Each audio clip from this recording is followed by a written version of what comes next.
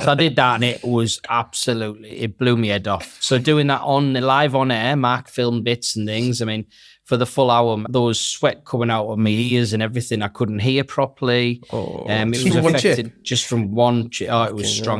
Did you have that strong? It was the world's hottest. You must have seen the challenge. Yeah, no, I've seen the world's hottest. The world's hottest chili in it.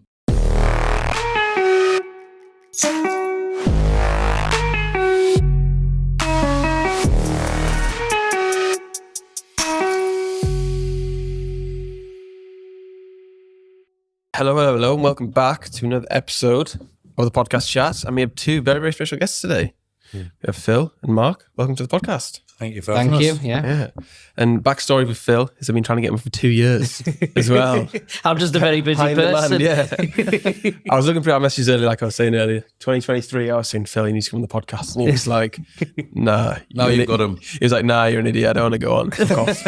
I wouldn't say that. And here we are. So we've got two guests on. I don't only have two guests on, so it's going to be a good time.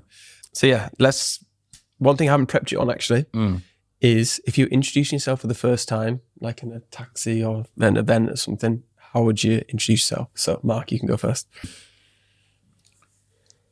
I'll just be like, I'm Marc Allan. No, go on. I know. Which most people would. Like that, yeah. And then, this is me mate, Phil, and they go, who? Yeah, I'm sort of going to be known as that's Marc Allan's mate over there, you know. He's walking along the street, so. I got him with the thing. He says, I'm really enjoying it. He says, Bob, and it's about being like popular and stuff. I says, look, just work hard at it. In about 10 years' time, but you know, people will be like, there's Marc Allan's friend. Yeah. Just like, thanks, Mark, thanks. Well, I always wind him up. I don't mean it though. It's his birthday today as well. Oh, is it? Oh, happy birthday, Phil. Yeah, thank you. Yeah. Sorry. Yeah. I still haven't caught him up, so I'm all right. Yeah. So, Yeah. How old, 29? Or? Yeah, just 30 actually. Yeah. Oh, 30. Yeah. Congrats. So you didn't mention that on the way up. I said, no, keep it secret. Keep things secret. It's and I've told the world. Yeah. It's fine. It's fine. He's also not 30. So how would I introduce myself? Yeah. So I'm Phil Tuddenham. I'm a father of 4 kids. I run the family business. Mark and I do entertainments together, which in radio show, nightclubs, presenting, bingo callers. Bingo callers. Never doing that again. I feel like there's a story behind that. Yeah, there is. We'll talk about it on the air later. So, yeah. Oh, nice. So then I said prepare 3 facts. So let's do maybe 3 facts between. One could be each person and one could be combined and together, because I feel like you'd have like a good story or a fact together and that kind of thing. I'm just going to go, I'll put my hands up and say I haven't prepped at all. Mark doesn't prep. He's just literally on the cuff. That's it. That's fine. So, I forgot I even need sent the questions. Never mind. Well, Phil, you go first because hopefully you've prepped, but if not, then off my head. Yeah. So what was the question again? A fact about yourself. Yeah, so my fact about myself is I work nearly all hours God send. I've been in radio when I was younger. I started off at the bottom, helping out in the offices, helping the presenters doing different things. Worked with one of the presenters and produced a phone-in show. Worked in nightclubs from the age of 16, DJing. Went through all that. Went into the family business at around about 21, 22, when my father became ill. And he stayed with me right through until just before COVID. And then he basically took a back step and just retired and enjoying his life as it is. So yeah, my life is very busy. I run the family business, like I say. I'm doing the radio with Mark and DJing weekends and other events as well. So keeps me going.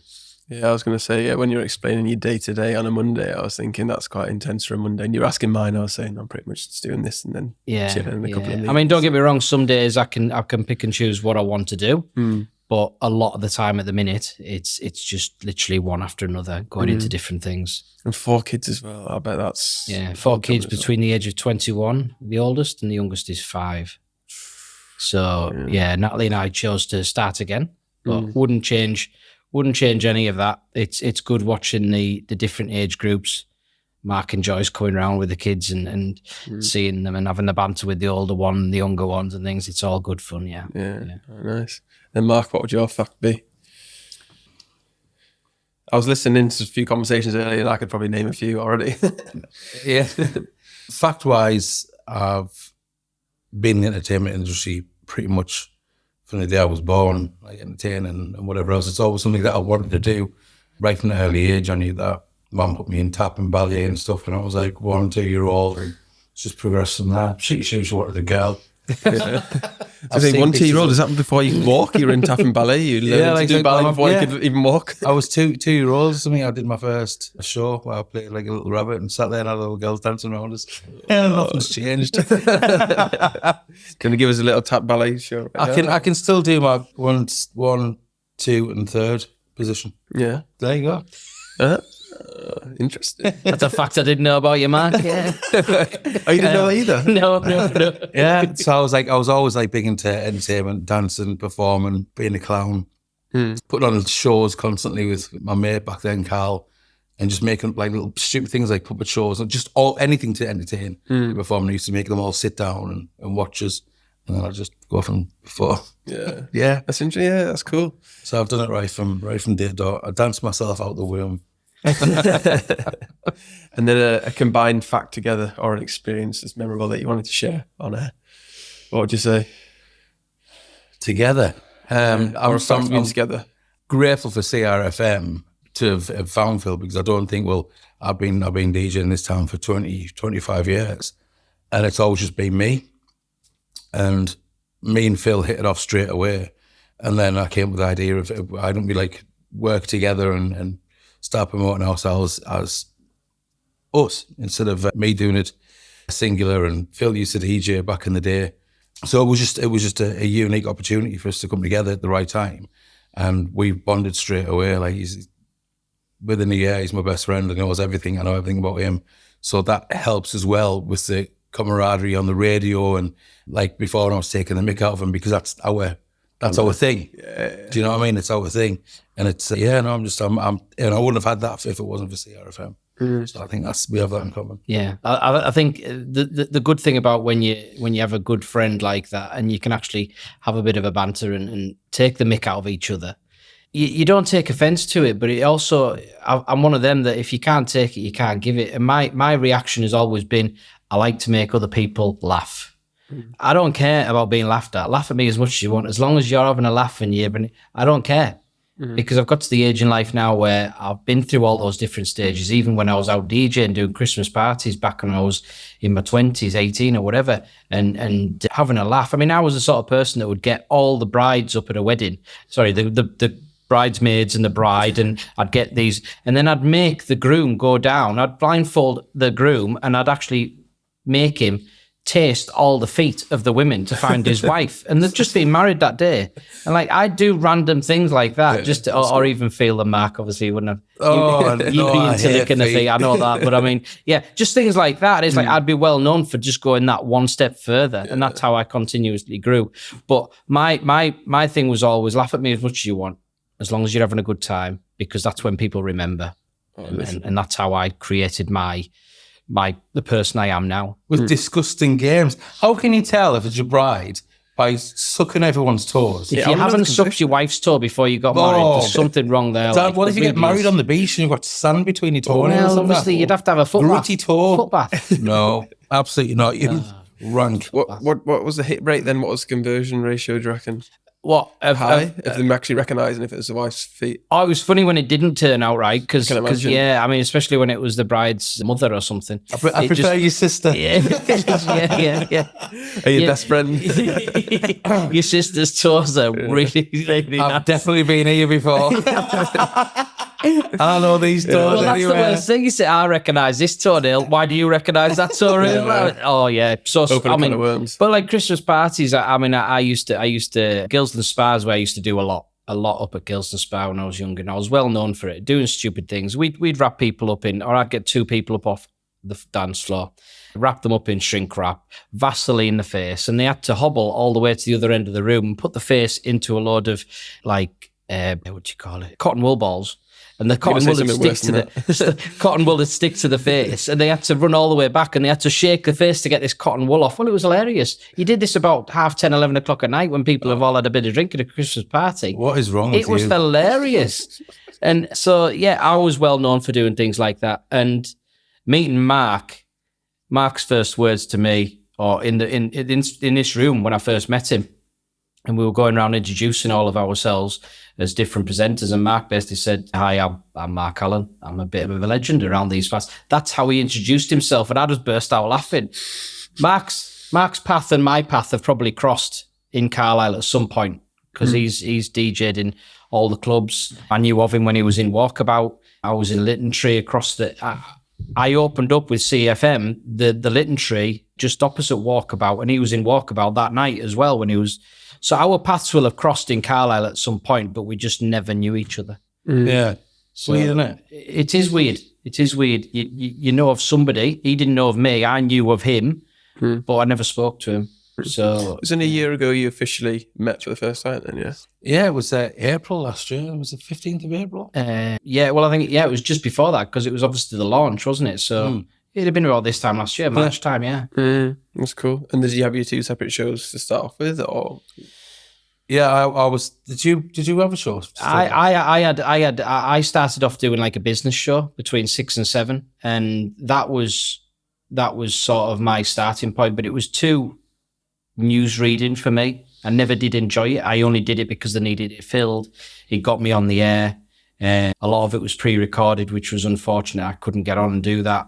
And then things just transitioned from there. Yeah, you were your show. I had the late lunch. It was something I saw with Phil, and I was listening to, because I saw a different side of him. And when I was listening to him do the CFM Today show, I knew that he had potential to do, like, instead of just reading the news, and it was just that. It was like sitting and down, reading the news, no personality, nothing. And I knew he had this personality. It was a push to get him to come and do a show with us and see how that worked. I was doing one at the time with Val on a Tuesday, and that worked really well. And just to prove to the bosses that he's got potential to do something great. I could see it. I could hear it in him. So that's why I pushed. I think at the beginning, Daryl, I saw what he said. Daryl's the MD, and I saw what he said, because he didn't want me to take too much time, because a lot of it's all voluntary. So he didn't want me to take a lot of time out of our family business. No one told me it was voluntary. You still waiting for the wage? Yeah. No, we've got to tell everybody it's voluntary. I've told you this before. Okay. That's what we've got to say. With your wage increase in a month. Anyway.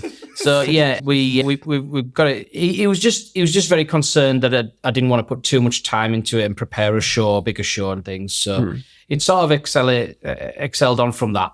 And then I handed my notice in October on that. Sure. Just sort of moved on from there, really. Okay. And what did you see in Phil then? I'm intrigued. I saw like the cheeky side of him, you know, and we're like at conferences, or if we went for like a meal somewhere with like the rest of the presenters, there was just something that I knew he was naughty. Do you know what I mean? He had this cheekiness about him, and I think that's one of the reasons why me and him work so well, because I'll bounce off that, and that's what we do on air. Is we'll bounce off each other, and you have to have that connection with someone. It can't be forced, otherwise it just won't work and it'll just be awkward. You have to have that natural thing, that atom that holds it all together, and that's what the friendship is. So I just knew straight away that it was just the right choice and pushed for it. Obviously, I've only just met you, but I can see that dynamic. You know, just from that brief conversations we were having and your banter back and forth, I'm like trying to keep up. I'm thinking, oh yeah, that's like a good chemistry and friendship there. Mega. That's cool. And that's what works well on the air as well, because we don't prepare. Mark doesn't prepare anything. Nothing. I might come in with some three notes. facts of the show. Nothing. I haven't even read them. I haven't prepared for them. He just, Sorry, most people don't. He's like that for events. Where are we going? What are we doing? Wake me up when I get there. Where am I at now? Yeah. What am I doing? Oompa Loompas, right? Okay. Just pass me the radio mic. But yeah, no, that's the other thing. When we did Pride, and Phil was there with his daughter. It was the first time I met his daughter. And we had like Sash and Wigfield on, and I was doing like a live broadcast on the Friday. It was like over 2 days. but pushed to get him on the stage with like the other presenters and whatever else. And that was like probably the first time that we actually became really close friends. And yeah, like Katie said, it was the first. Sash was the first time that she met us. Yeah, yeah. So then, I know, Mark, you said you loved entertaining when you were growing up. Phil, what were you like when you were growing up? What did you enjoy? I think from a very young age, I learned the value of money and what money was all about. I've always had my hand in many different things. I had a vending business from the age of 15. I did the kids' parties from early on as well. And kids' parties consisted of going to somebody's house and sticking a ghetto blaster in the corner and trying to do games and things and just doing different things like that. I hope they weren't sucking each other's toes at this kids' party. No. Try and find your best mate. No, I didn't do that till the age of 16. So that was when I went into the clubs and sort of diversified into that. But yeah, did a lot of different things like that. My dad gave me a lot of help. DJ down at Oasis at the time where you were as well. Worked with my highlight to fame, I think, apart from you, is Keith Harris and Orville the Duck and that stupid I've flipping heard monkey. this story so many times. I haven't, so please really No, I mean, literally, there's stories I've heard of you as well, so many times as well. It's wearing thin on me. But anyway, we'll go back to Keith Harris and Orville the Duck. Yeah, I got asked to go and DJ in the green room down there, and that was because my brother worked down there at the time. He was doing all the IT, and he pushed me into there. And my dad used to take me down on a Friday and Saturday night. I only got £40 a night. That was it. And my dad probably spent that on fuel and food by the time he got down there. So it was more an experience thing. I went there, did the comparing between acts. We had magicians on, we had singers on. Later on, I would do the music and do like the party games and the music and whatever else for the families that were in. So that was always good. But it gave me an experience working with these, some cases, big-headed acts that thought they were it. And it didn't really gel with me because I've always been one to keep your feet on the ground. You are who you are. Doesn't matter how much money you've got. It doesn't matter what you do in life. We're all the same and all equal in this life. And I'll always keep that with me. I won't cross the road and not talk to somebody. If they want to speak to me, I'll speak to them. But yeah, that's my background on that side of things. Enjoyed it. And just sort of evolved from there, really. Yeah. And Mark, what were you like then, entertaining growing up? Like you say, apart from your tap dancing. I went to drama school really early, which excluded me from school, and then I started getting like little parts. I ended up being in Byter Grove. Yeah, you mentioned that. I'm intrigued. How did you get into that then? Just through drama school. I used to go, and there'd be a part where you go for like a week, and my granddad used to travel because we used to live in Peterlee, and I was in Houghtonley Spring. My granddad used to take me and pick me up because I wouldn't have been able to get there. And just keep pushing and trying different auditions and whatever else. I got an agent really young when I was 14, 15. So I did Biker, a couple of adverts for British Rail, Our Friends in the North. I forget. That's why I need my mum. I've got it written down somewhere, but it's in that bag. You know, the bag I keep carrying on that I didn't bring today. I did a music video for Michelle Gale. That was pretty cool. Like other things like drug awareness videos and stuff like that. I used to go around with skills. And yeah, there was a one that I can't remember. Oh, I was in a film that what it was called The Magdalene Sisters. I played a copper in that, which was pretty cool. It was really fun to go to the cinema and watch myself in there. Cool. Just take a different girl, come and see them. Oh, look who's that? Yeah, just every night.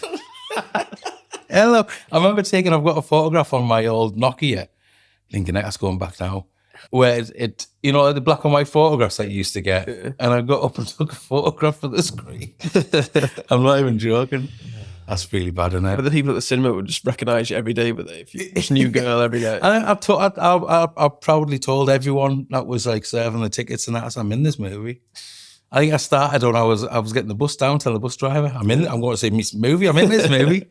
But no, I was excited. So and then progressed on to like singing and all that sort of stuff. I left drama. I got really badly bullied because I was different. So I wanted to get out of like Peterlee and do like my own thing because it was really bad. And I didn't want to do anything because when other people were playing football or hanging out outside of bus shelters, I was at home in my bedroom practicing dance steps and in front of the mirror and doing like, I was different. I was always different.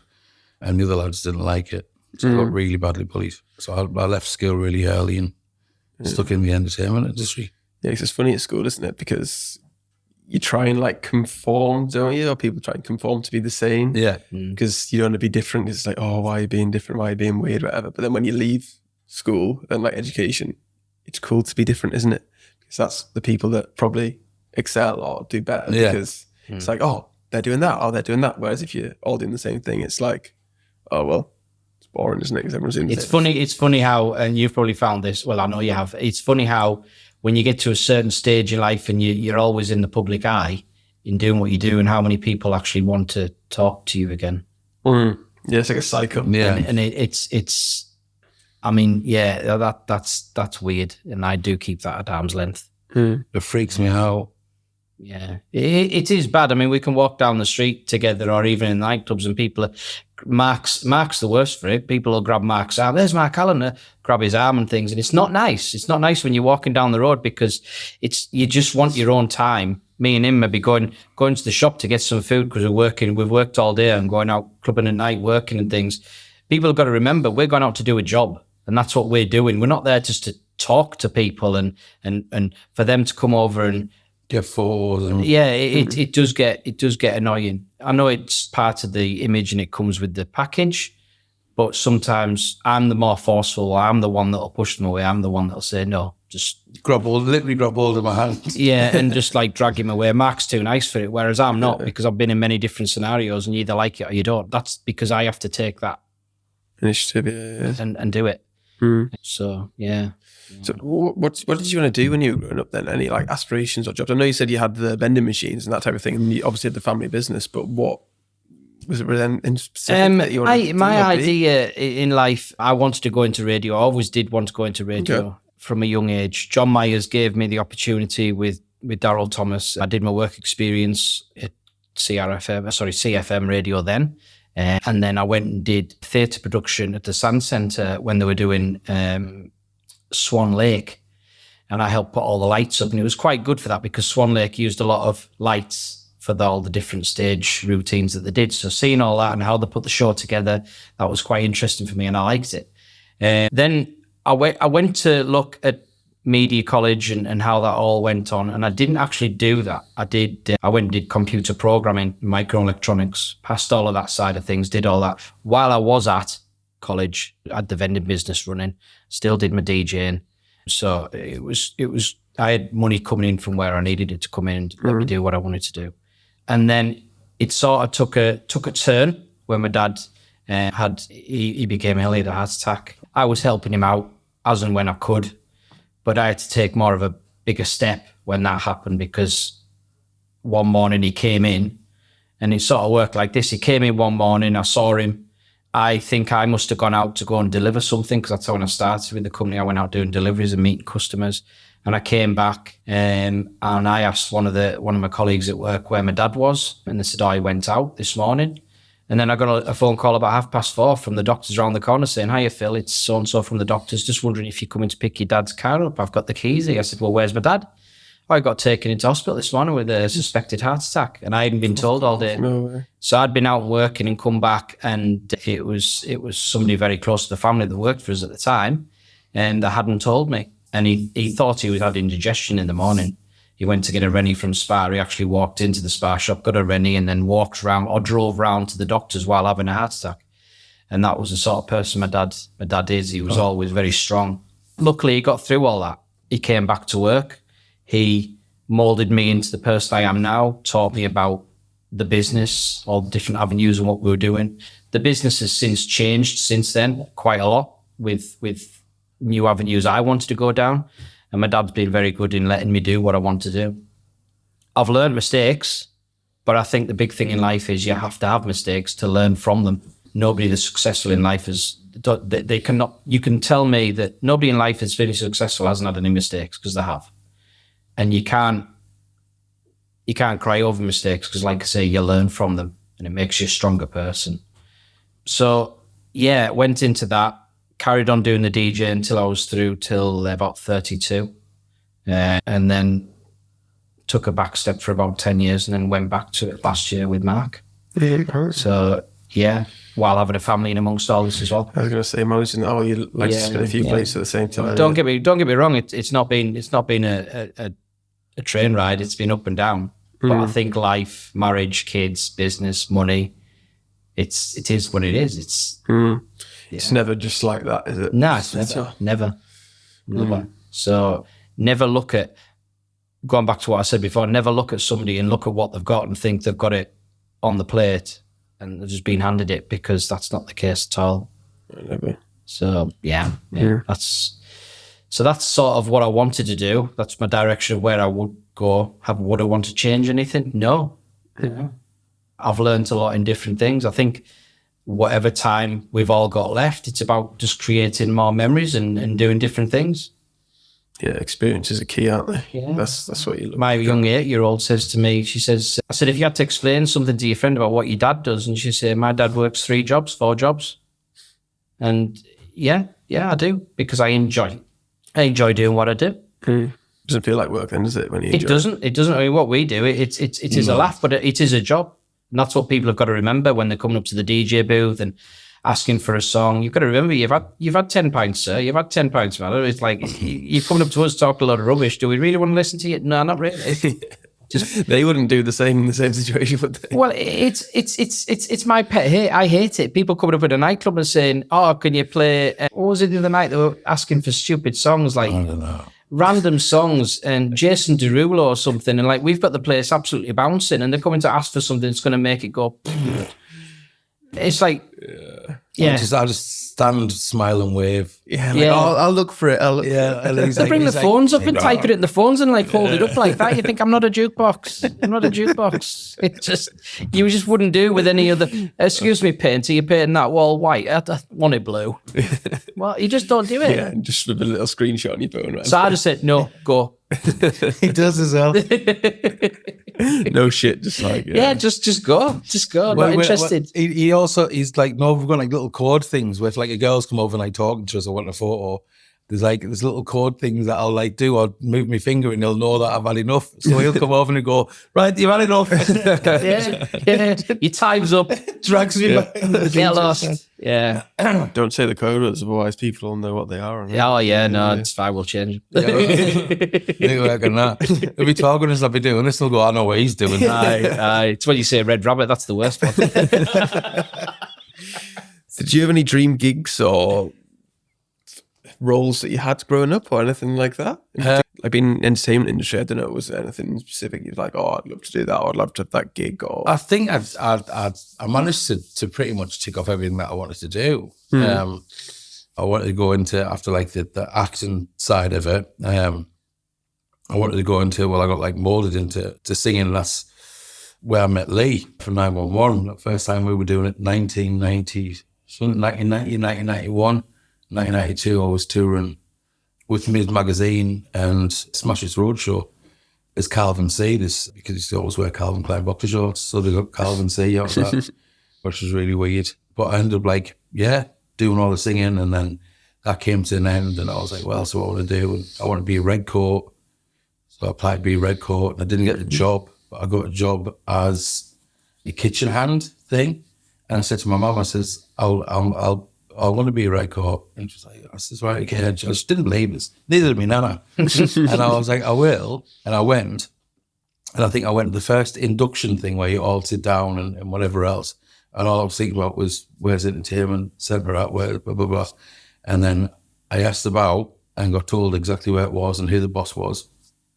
So I went round, knocked on his door, hassled him for about a day and a half before I went, right, I'll give you an audition as like a pantomime part. I do like singing, dance and whatever else. And before the week was over, I had my red coat. I rang my mum back on the phone, the old phone. I said, I've got my red coat. She was like, yeah. And I said, I promise I have. And back then, you used to get photographs took and they used to be free in the shops. Well, I became friends with everyone that was doing the photography. So you'd buy the photographs and then you'd sign them.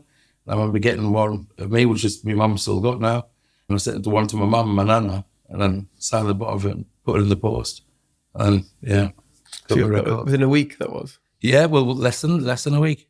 I only went to one meeting for the kitchen hand or staff hand or whatever else. I didn't want to do that. But it was my foot in the door, and then it was like, right, this is what I'm going to do, and so I'll get it. And then I remember going for my fitting, like the red coat, and I was beaming, absolutely beaming.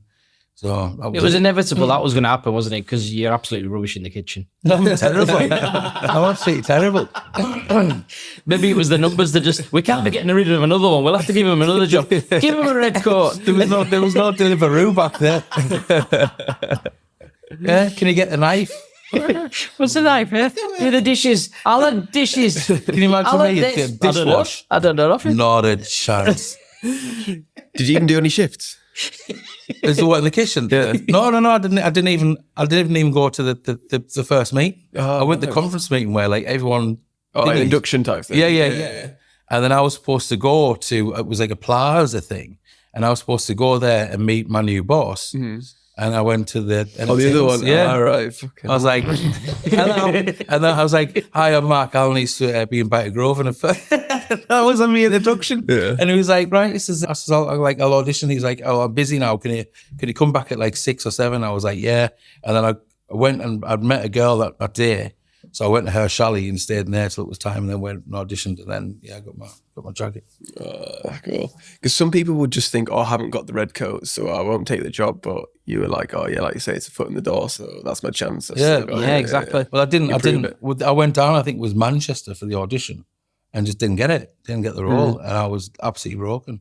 And then I applied for others and got the job as So that was Mark's the sort of person that you'd give him a dressing room, but he didn't want that one. He wanted the one next door. And when you're out, he'd go and take everything out and put it in there, and then change the names. And then he'd get what he wanted.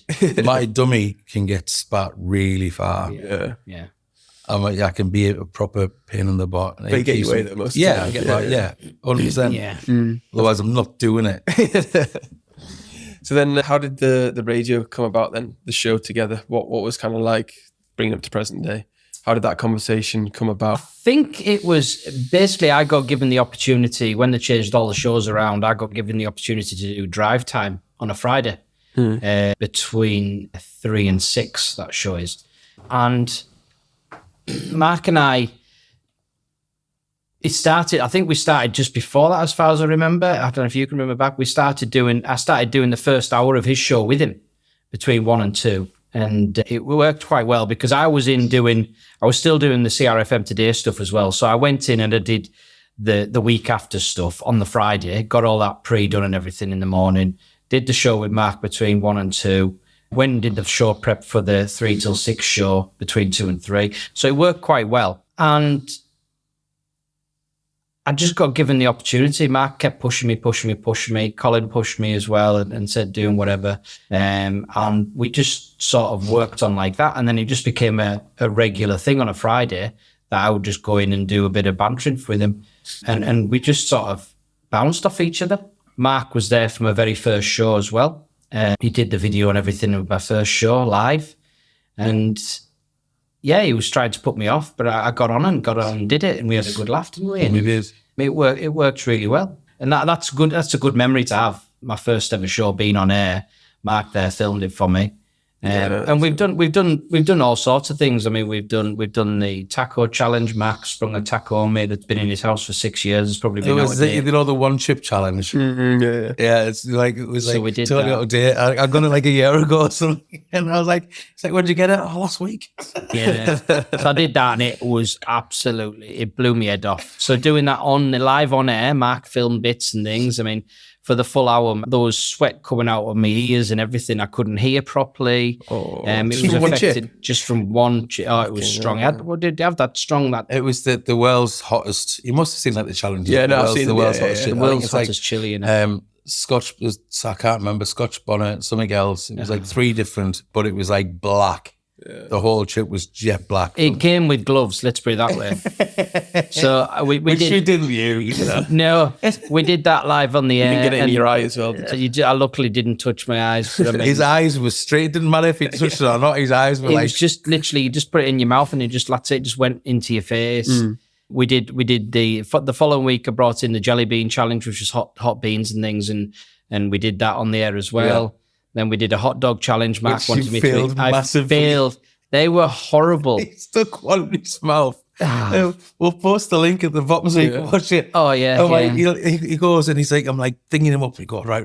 And he goes, I can't. And that was him straight gone. I was like, wasted 7 hot dogs there. It was horrible. It stunk as well. The studio stunk. Oh, we got a bollocking after that, didn't we?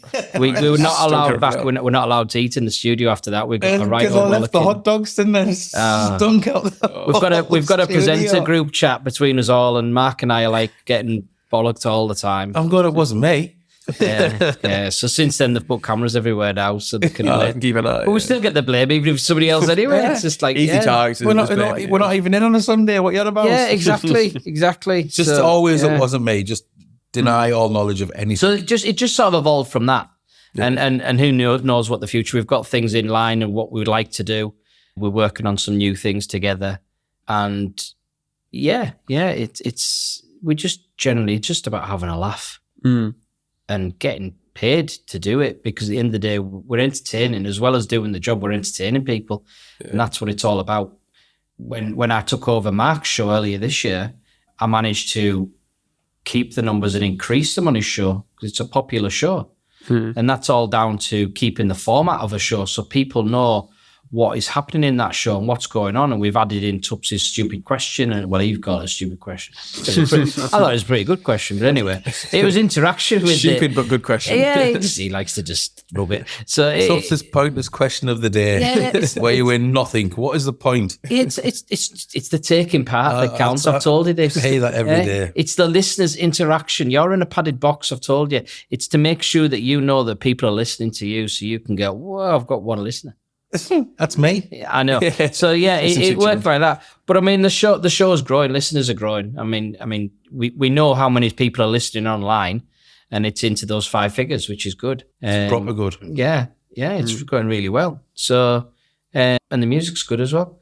So it's we're working on some things. Not going to say anything at the minute, but we're working on some positive things. Yeah. I'll tell you if you give me a tenner. Yeah. He's going to sell all these outtakes, isn't he? I've got a few Australian dollars if you want them. No, well, I have to send them to my daughter. She's over in Australia. So you mentioned about the format as well. Have you got a specific format or like framework that you could share? You don't want to give away too many secrets and that kind of thing. You said that's important for listeners to keep the format, to keep them engaged and keep them coming back. Why would you say that's so important? It's the continuity of it. And like I do Beat the Legend at 2:30, always at 2:30, where the winner signed mug. Like you said, in the first hour, we'll have Phil's pointless question of the day. And then in between that, we'll have just our banter. That's engaging for the listener. That was always what we were taught right from like CFM days. Is obviously it's a listening platform. So you've got to make the listener engage on what you're doing. If we're just talking about whatever did on Sunday, then Mary in Currick hasn't got a clue what we're talking about. So we keep it engaged and keep it engaged with the audience that we have, with continuity and just they expect to know fine well when they put on the late lunch, they're going to have a laugh. It's going to be funny. Yeah. And that's where, and then that going back to what we said before about, I don't know what he's going to say, and he definitely doesn't know what I'm going to say. And I probably pushed the limits a bit further than what I should. Enough of that. But I think that's what it's all about. People remember that. It's edgy, innit? I know we're in a day and age now, and it really annoys the crap out of me that we're in a day and age where people get offended by everything. Oh yeah, anything you say. And it's like all these pronouns rubbish and things like that. It's just, at the end of the day, I call a spade a spade. If you don't like it, move on. And that's the way it is. But there's a lot of people out there, and we know that because of the interaction that we get in the studio and even on our personal social blogs on Facebook and things, people commenting, and that's just growing as well. And that's good, people are waiting to know what they're going to do next. What they're going to do next. It's exciting. We've done all sorts of things. So what are some legal things you do? Enjoy. It's just naming stupid places. That's one of the things. Yeah, you telling me that before we started. I came into the studio. Didn't tell Mark about this, but I came into the studio with a list of names of streets or places in around the UK, and I mean were naughty words, but we had genuine places. Yeah, like Minge Lane. Yeah. just things like that. It's just like, whoa, I live on Minge Lane. I'm sure you do. Yeah. And then there was hotels. There was a bad hotel. Bad, yeah. So we this is when we ran from the studio.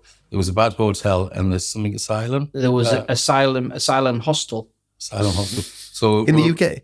No, these were abroad. One was in Tokyo or Japan or something, and the other one was in Germany. So I was going to it's actually Poland and India, but okay. Was it? Yeah. Same place, wasn't it? Yeah. Was it really? Shows how much I pay attention. So I was gonna ring up on the air and ask them if the hotel was really a bad hotel and what ratings would they give themselves. Just stuff things like that, but there wasn't any answer, and so we just left it. No, we weren't allowed to ring that place. We got told off. In India, it says you are not allowed to call India. Oh, really? They banned it from the studio. Like external. So, they probably learned from the week before, so they thought they banned all international calls now. Yeah, we got pulled in the office for that as well. Yeah, it's all good. Naughty boys, yeah. It's all good fun. So I remember listening to Chris Moyles on Radio 1 growing up. He was always like pushing the boundaries and limits. He was always getting told off. Exactly. And look what happened to him. His show grew and he grew got and fired, grew. Phil. Eventually, no, he actually left because they wouldn't up his contract, and that's what it was. He spat his dummy out like what you do. And if you actually had a contract, then you might spit your dummy out. But yeah. What do you enjoy most about being on the radio? Then would you say? The unexpectedness and the freedom of being able to go in. Like other presenters prep everything, and I know I get on the nerves because they'll sit and they'll have like all the prep and the paperwork and whatever else, and they're in like 2 hours, 3 hours before the show goes out. I'll walk in 3 minutes before I'm due on air with like no prep. I haven't got a clue what I'm going to say. So every day is brand new. Every day is different, and that's why it doesn't feel staged. I think a lot of times it's just because of that freedom. Like I said before, Phil said, he doesn't know what's going to come out of my mouth. I don't know what's going to come out of his. And that's what's endearing for the listener because it's funny. That's where the best content comes from, when it's just off the cuff. I hate things being forced and like, we'll put a gag in here or we'll do like it's, and that's how all the presenters work, and that's fantastic. It doesn't work for me. I've got to just be off the fly on the fly. If I'm hosting Pride, I'll get there seconds before it opens because I hate standing around backstage. That's when I get inside my own head. I just like to arrive, get the mic, walk on stage in front of thousands, do the show, come off. That's how I work. That's how I've got to go like that. If I sit around, like I'll sit around and like, what am I here for? Yeah. And then you overthink things, and then that's when you start messing up. I just going in, doing it like that. Yeah, bash it out, yeah. All right, so what do you enjoy most about being on the radio? being given the opportunity to do something different. I actually treat it as a sort of a respite for me from a normal day. You go in there, you're a complete different person. I think my bio on the radio page is if you think Phil Tuddenham is the same person as Phil Tupperware, because Tupperware is my sort of stage name, which is what Mark gave me, and I've just sort of stuck with it. If DJ Tubbs sounds a bit better than DJ Tubbs, I just sort of went with that. If you think those two people are the same people, then you'll be surprised. Because one's a father, a husband, blah, blah, blah, business person, entrepreneur. The other one is an entertainer. The other one is somebody that's funny, that will take the level a bit further than where you're meant to go.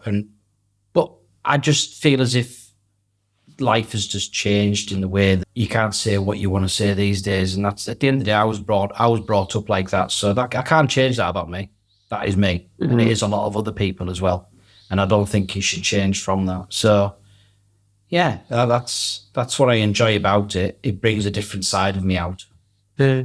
I think radio is such a cool channel because obviously video is such a big thing these days, isn't it? And like radio, for people to just listen at work or on the way, like you say, it's a routine, isn't it? So like say, if you're doing like the daytime, people in the daytime routine will listen to you and tune in and be like that. Or if they're not driving on the way to work, like I said, when I listened to Chris Moyles with my dad on the way to school, secondary school, I always remember that. Or like on the way home when people would be driving.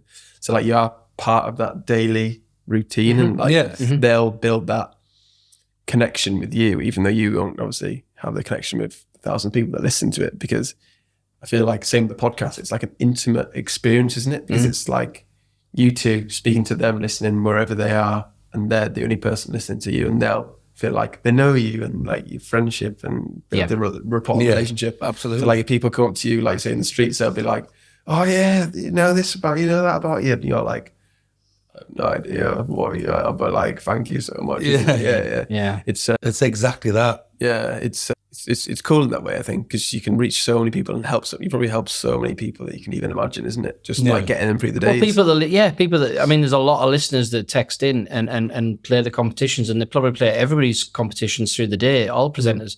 And you know that those people are either on their own or that there's an older couple or whatever, and that's where that's their interaction for the day. They have the radio on and they're doing the housework, they're doing what they need to do. Maybe they can't get out of the house, and that's their only form of listening to what's going on. The CFM becomes part of their life as well, doesn't it? Yeah. And like they have that is their thing where, you know, and we've seen loads of comments from people that we know who are like that. So we'll always make sure that we give them like a little shout out, we'll do something. So just to have that interaction. It's just an extended family, and that's what it's all about. Community radio is about trying to give back. And what we can do is give our time back, or give our time to the station, but then give them a sort of the entertainment of listening. And yeah, it's all good. All good. Then how did the station come about then? Because it's only been around for a year now, is it? So obviously I saw the launch last year. Yeah. But then what was kind of like the aim and the goal for it? And then how's it kind of like evolved from I think there, it was 7 years in the making. It was something like that. Yeah, it was. really? It was way before lockdown, and some of the presenters that are there now, and Daryl came on board a couple of years. Daryl sort of helped the other presenters move it forward. Some people had left. We weren't involved in all of that at the beginning, so it's quite hard for us to go into all of that. But we've been told bits and bobs that John Myers obviously helped them, unfortunately, before he died. He helped them, giving a bit of word in how they need to do things. I think if John was around and he'd actually taken the reins and actually come in and helped them, things would be a lot different. But Daryl was taught off John. John taught Daryl quite a lot, so Daryl's really good in what he does. But yeah, it's changing every day. And because it's a voluntary thing, presenters will come and go and change, I think, has done already, well-known ones and things. So yeah, it's all changing. But yeah, it started, done another podcast with a few other people, I think. We'll put you in touch with them. They can talk to you. Yeah, no, that's absolutely fine. I just wanted to ask, I was interested. Yeah. But what's the goals for your show then moving forward? How do you want to improve, adapt and grow it over the near and far future? Our show together or our individual shows? Either or both, yeah. I'm not going to change any of the format of the show. The format's staying well. I mean, if anything, if we move forward and at the minute I'm doing drive time, I'm covering Mark's shows and things as well as doing my other stuff at the minute. But we're both helping another presenter who's a young lad, and we want him to do really well. Yeah. And I've actually put forward to give my time up on the drive time show to give him the opportunity. That's cool. Because I'm not egotistic. I need to do that. I need to be on there. I need to do that. I don't, because I've done Mark's show for quite a few weeks while he's not been here, and it's sort of put my name out there, which is good, but it's also dangled a carrot for the listeners. Because if I just drop in as and when I need to drop in, it sort of gives them what's going to happen next. Is Phil going to come on to deal with Mark? Is he not going to come on? He's keeping my sort of legacy going by doing Tubbs' stupid questions. So I'm always on every day. And then every so often I'll ring up or I'll send a voice message in and they'll play on the air and it'll be shouting at him because he does stupid things or messes things up. Like he messed up last week. And it's like, even my regular listeners, and I'll call them my regular listeners because they're only listening because I was on. Sounds about right. I'm not egotistical at all.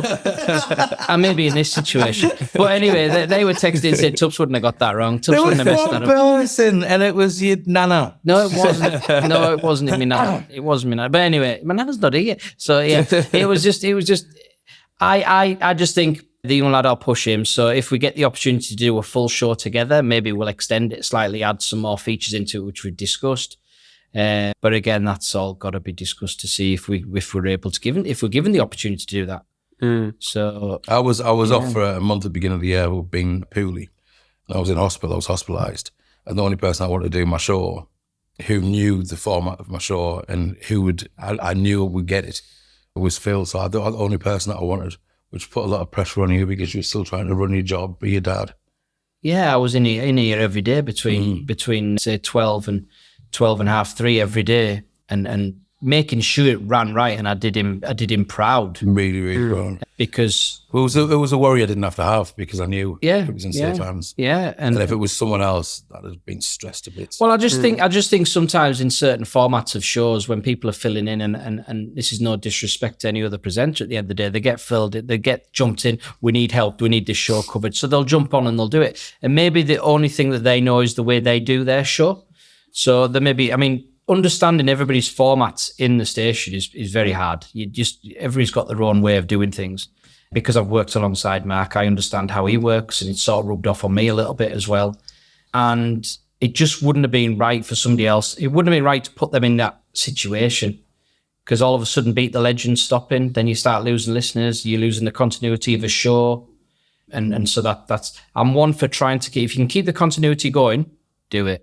Even using my name jingles and stuff. Yeah, I re-edited his name jingles and had things cool. Like it used to say, Marc Allan, whoops, Phil Tuddenham. And it just... But it was still keeping me part of the show, even though I wasn't there. Yeah. Which I think is really cool. Yeah. That is cool, yeah. I rate that a lot. That's why I've kept in the Tups, a stupid question, because that's my thank you to him.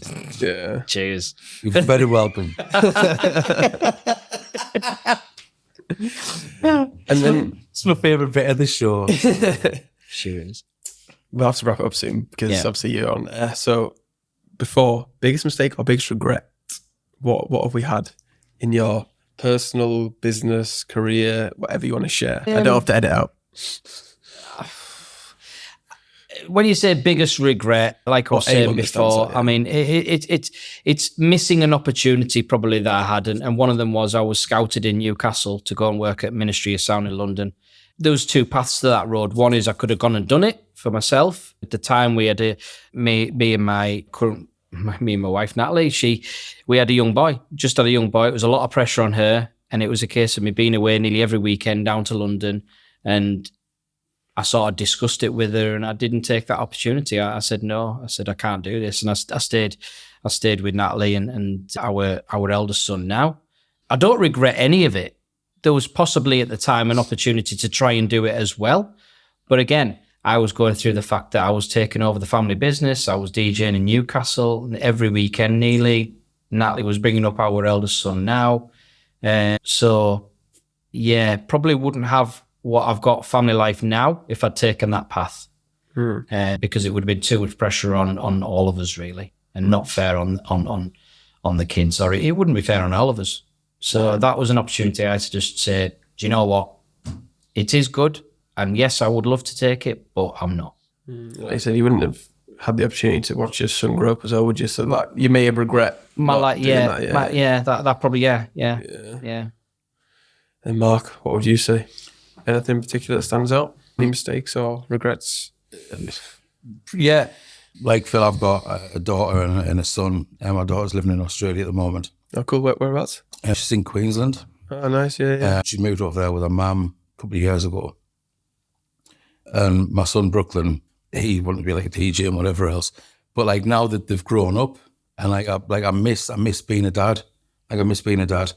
And I had opportunities in the past where I could have had other children, but at the time, I was frightened in case I had these other children with like other girls, that it would harm the relationship I had with the other parents for like Madison and Brooklyn. So I pushed for to be out of the situation, and I always regret that. I always think about what if, do you know what I mean? What if I had like another, because I adore Brooklyn and Madison so much. I was just really selfish back then, and I'd love to, you know what I mean, see what could have happened if I had other kids. So that's probably my only like real regret, because I do think about them a lot. Yeah. So that's probably my only regret in life. Yeah, that's an interesting one, isn't it? Yeah. Having more kids. A lot of people say having more kids, they wish they had more kids. I don't anymore. You got four. Four's enough for me. Yeah. Yeah. And right, so let's round it up. Let's plug the show. Where can people find you? All your social medias, handles. When can they tune into the radio? That type of thing. Yeah. Well, I'm on Facebook. Phil Tupperware is what I'm called on Facebook, so you can follow us on there. We DJ regularly in the unit in Carlisle every weekend. We do other events, but on the socials, we'll put on there where we are, what we're doing. And there's other gigs coming up this year, which we're doing together, whether it's comparing and things as well. So that's to be worked on. Yeah, that's where I am, and that's enough for me, to be fair. My social Facebook is just Marc Allan. Make sure you spell my name right. With a C. With a C. Yeah. Allan with an A. It's my biggest fan. So on Facebook, pretty much all the platforms, and on 102.7 FM if you're at home, or on your smart speaker, you just have to play your CRFM, and it'll play on the speaker, and I'm on air Monday to Friday with a late lunch, 1 till 3 weekdays, and I have Tupperware with us on the Friday. Yeah. So yeah, we do. And I'll take on the drive show between 3 and 6 on a Friday as well. So trying to make sure you get home, and that's where I do that on a regular thing at the minute. And then we've got the TikTok page as well, where the Tubbs and Allen TikTok page are on there as well. Oh, nice. So just doing little outings. Maybe we've been out certain places and thought, oh, that'll make a good little film, so a little video. Yeah, so we'll just video this, but you'll have to go and have a look. So it's just different things, just to make people laugh. That's all it's all about. With the unit, Friday, Saturday, looking at doing a Thursday night there, DJing. Yeah, we'll bring a Thursday into that. So that's where you can see us DJing live. Yeah. And other different events. But we've got like a few things about sleeves, haven't we? That we're going to be doing. So exciting. I'll keep my eyes out. Yeah. It should be good. Right, everyone, if you've been watching on YouTube, make sure to like the video, subscribe, comment any questions in your favourite part. And then if you're listening on Spotify or Apple, make sure to follow the podcast and leave a 5-star review. And we'll see you next time.